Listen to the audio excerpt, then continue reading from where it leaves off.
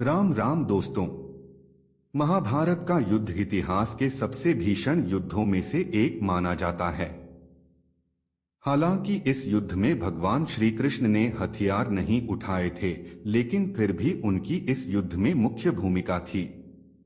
साथ ही भगवान श्री कृष्ण ने कलयुग से जुड़ी कई बातें पांडवों को पहले ही बता दी थीं। तो चलिए जानते हैं इस विषय में। यह प्रसंग उस समय का है, पांचों पांडवों को वनवास हो गया था। वनवास जाने से पूर्व पांडवों ने भगवान श्री कृष्ण से कहा, अभी यह द्वापर का अंतकाल चल रहा है, आप हमें बताइए कि आने वाले कलियुग में कलिकाल की चाल या गति क्या होगी, कैसी होगी। श्री कृष्ण कहते हैं, तुम पांचों भाई वन में जाओ और जो कुछ भी दिखे वह आकर मुझे बताओ, मैं तुम्हें उसका प्रभाव बताऊंगा। पांचों भाई वन में चले गए। वन में उन्होंने जो देखा उसको देखकर वे आश्चर्यचकित रह गए। आखिर उन्होंने वन में क्या देखा और श्री कृष्ण ने क्या उत्तर दिया, आइए जानते हैं। पांचों भाई जब वन में रहने लगे तो एक बार चारों भाई अलग अलग दिशाओं में वन भ्रमण को निकले। युधिष्ठिर भ्रमण पर थे तो उन्होंने एक जगह पर देखा कि किसी हाथी की दो सूंड है। यह देखकर युधिष्ठिर के आश्चर्य का ठिकाना नहीं रहा। तब श्री कृष्ण कहते हैं, हे धर्मराज, अब तुम कलिकाल की सुनो। कलयुग में ऐसे लोगों का राज्य होगा जो दोनों ओर से शोषण करेंगे, बोलेंगे कुछ और करेंगे कुछ, मन में कुछ और कर्म में कुछ। ऐसे ही लोगों का राज्य होगा। इससे तुम पहले राज्य कर लो। अर्जुन दूसरी दिशा में भ्रमण पर थे। कुछ दूर जंगल में जाने पर उन्होंने जो देखा उसे देखकर वे आश्चर्य में पड़ गए। उन्होंने देखा कि कोई पक्षी है, उसके पंखों पर वेद की ऋचाएं लिखी हुई हैं, पर वह पक्षी मुर्दे का मांस खा रहा है। युधिष्ठिर के बाद अर्जुन ने कहा कि मैंने जो देखा वह तो इससे भी कहीं ज्यादा आश्चर्यजनक था। मैंने देखा कि एक पक्षी के पंखों पर वेद की ऋचाएं लिखी हुई हैं और वह पक्षी मुर्दे का मांस खा रहा है। तब श्री कृष्ण कहते हैं, इसी प्रकार कलयुग में ऐसे लोग रहेंगे जो बड़े ज्ञानी और ध्यानी कहलाएंगे। वे ज्ञान की चर्चा तो करेंगे लेकिन उनके आचरण राक्षसी होंगे।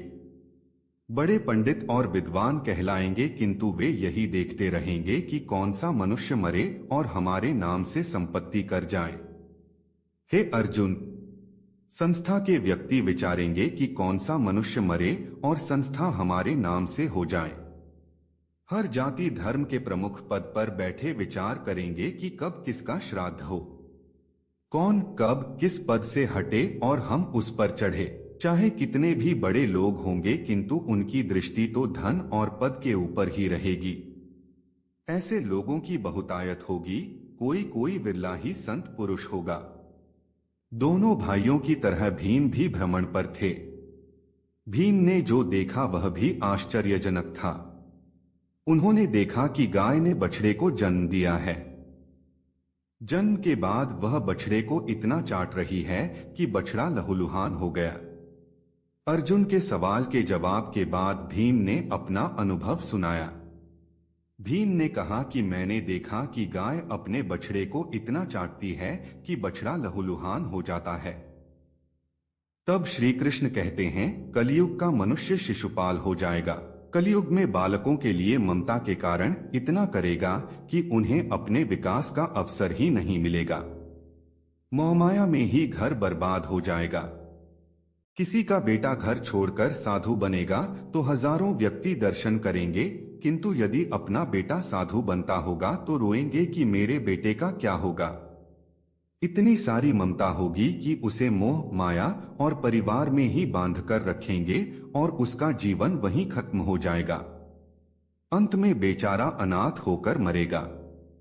वास्तव में लड़के तुम्हारे नहीं हैं, वे तो बहुओं की अमानत हैं, लड़कियां जमाइयों की अमानत हैं, और तुम्हारा यह शरीर मृत्यु की अमानत है। तुम्हारी आत्मा परमात्मा की अमानत है। तुम अपने शाश्वत संबंध को जान लो बस। सहदेव जब भ्रमण पर थे तो उन्होंने चौथा आश्चर्य देखा कि 6 से 7 कुएं हैं और आसपास के कुओं में पानी है, किंतु बीच का कुआं खाली है। बीच का कुआं गहरा है, फिर भी पानी नहीं है। उन्हें यह देखकर घोर आश्चर्य हुआ कि ऐसा कैसे हो सकता है। भीम के बाद सहदेव ने पूछा, हे श्री कृष्ण, मैंने जो देखा उसका क्या अर्थ है? मैंने यह देखा कि 5 से 7 भरे कुओं के बीच एक कुआं एकदम खाली है, जबकि ऐसा कैसे संभव हो सकता है? तब श्री कृष्ण कहते हैं, कलयुग में धनवान लोग लड़के लड़की के विवाह में, मकान के उत्सव में, छोटे बड़े उत्सवों में तो लाखों रुपए खर्च कर देंगे, परंतु पड़ोस में ही यदि कोई भूखा प्यासा होगा मर जाएगा और वे देखते रहेंगे। दूसरी ओर मौज, मदिरा, मांस भक्षण, सुंदरता और व्यसन में पैसे उड़ा देंगे, किंतु किसी के 2 आंसू पोंछने में उनकी रुचि न होगी। कहने का तात्पर्य यह कि कलयुग में अन्न के भंडार होंगे, लेकिन लोग भूख से मरेंगे। सामने महलों बंगलों में ऐशो आराम चल रहे होंगे, लेकिन पास की झोपड़ी में आदमी भूख से मर जाएगा। एक ही जगह पर असमानता अपने चरम पर होगी। नकुल भी भ्रमण पर थे और उन्होंने भी एक आश्चर्यजनक घटना देखी। नकुल ने देखा कि एक पहाड़ के ऊपर से एक बड़ी सी शिला लुढ़कती हुई आती है और कितने ही वृक्षों से टकराकर उनको नीचे गिराते हुए आगे बढ़ जाती है। विशालकाय वृक्ष भी उसे रोक न सके। इसके अलावा वह शिला कितनी ही अन्य शिलाओं के साथ टकराई, पर फिर भी वह रुकी नहीं। अंत में एक अत्यंत छोटे पौधे का स्पर्श होते ही वह स्थिर हो गई। सहदेव के बाद नकुल ने श्री कृष्ण को बताया कि मैंने भी एक आश्चर्य देखा। वह यह कि एक बड़ी सी चट्टान पहाड़ पर से लुढ़की, वृक्षों के तने और चट्टाने उसे रोक न पाए, किंतु एक छोटे से पौधे से टकराते ही वह चट्टान रुक गई। तब श्री कृष्ण ने कहा, कलयुग में मानव का मन नीचे गिरेगा, उसका जीवन पतित होगा।